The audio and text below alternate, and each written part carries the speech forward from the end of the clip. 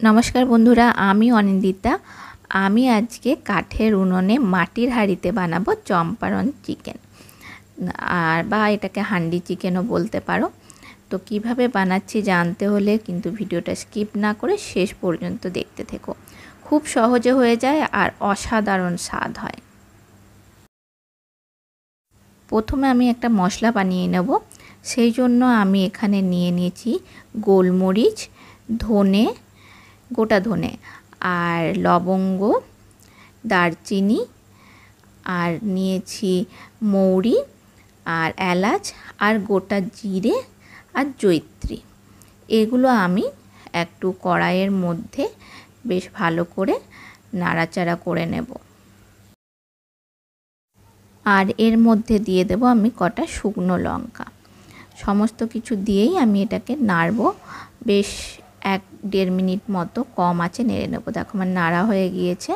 তো আমি এটা মিক্সার জারের মধ্যে নিয়ে নিলাম। তারপর এটা আমি গুঁড়ো করে নেব।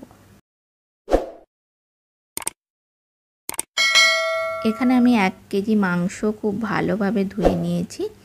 এর মধ্যে আমি হলুদ দিয়ে দেব 1 চামচ আর লবণ দিয়ে দেব পরিমাণ মতো।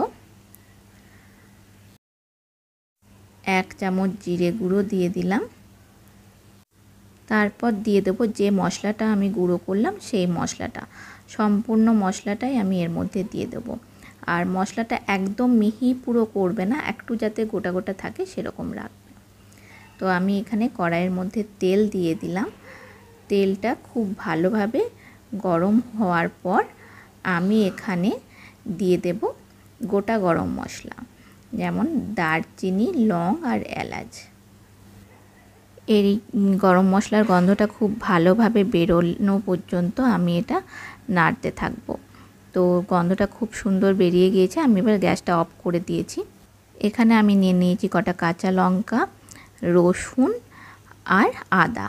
রসুন আমি বড় সাইজের একটা গোটা আর আরেকটার হাফ দিয়েছি। এরপর আমি এটা পেস্ট করে নেব। আমি এর মধ্যে আদা, রসুন আর লঙ্কার পেস্টটা দিয়ে দিলাম। দিয়ে দিলাম কাশ্মীরি মির্চ, আর তোমরা চাইলে একটু শুকনো লঙ্কার গুঁড়োও দিতে পারো।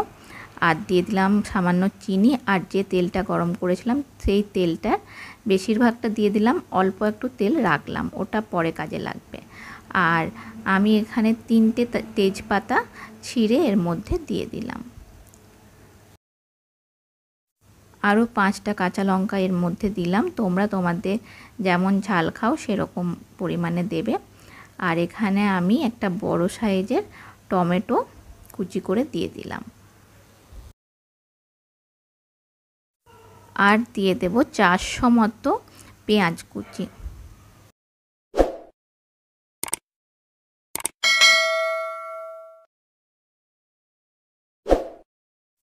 তারপর এর মধ্যে গোটা রসুন দেব 4টে। তো রসুনগুলো ভাঙবে না, জাস্ট একটু করে ফাঁক করে দেবে যাতে রসুনের ফ্লেভারটা এই মাংসের মধ্যে আসে।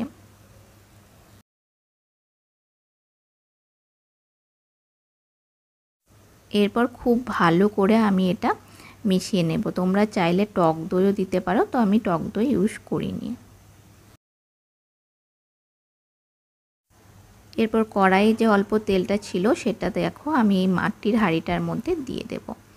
তো এই মাটির হাঁড়িটা আমি আগে অল্প নুন দিয়ে ভালো করে নেড়ে গরম করে নিয়েছিলাম, তাহলে মাটির হাঁড়ি ফেটে যাওয়ার চান্স কম থাকে।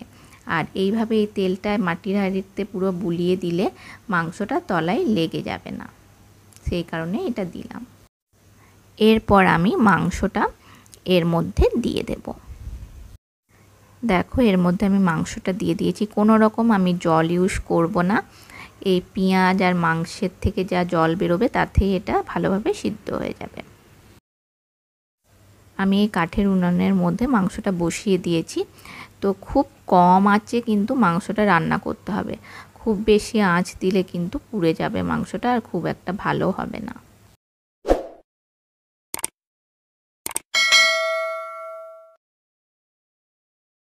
যেহেতু কম আঁচে হয় তাই এই মাংসটা হতে প্রায় মোটামুটি 40 থেকে 50 মিনিট টাইম লাগে।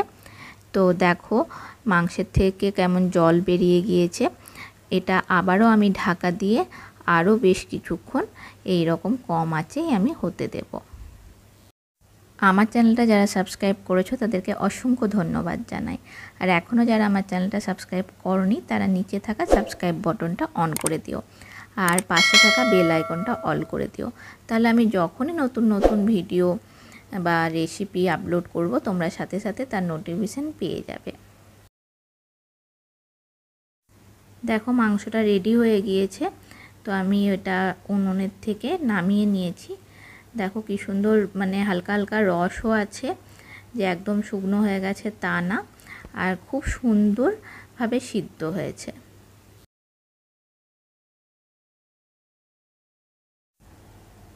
আমার এই রেসিপিটা তোমাদের কেমন লাগলো নিচে থাকা কমেন্ট বক্সে অবশ্যই কমেন্ট করে জানিও। ভালো লাগলে অবশ্যই শেয়ার আর লাইক করে দিও। আর সামনেই তো ঈদ, আবার পয়লা বৈশাখ, তো সেদিন এই রান্নাটা করো। আশা করি সকলে খুব খুশি হয়ে যাবে। আর আমাকে জানিও যে কেমন লেগেছে তোমাদের এটা খেতে। তো আজকের মতো আমি এখানেই শেষ করলাম। পরের দিন হাজির হব নতুন আরেকটা ভিডিও নিয়ে। বাই।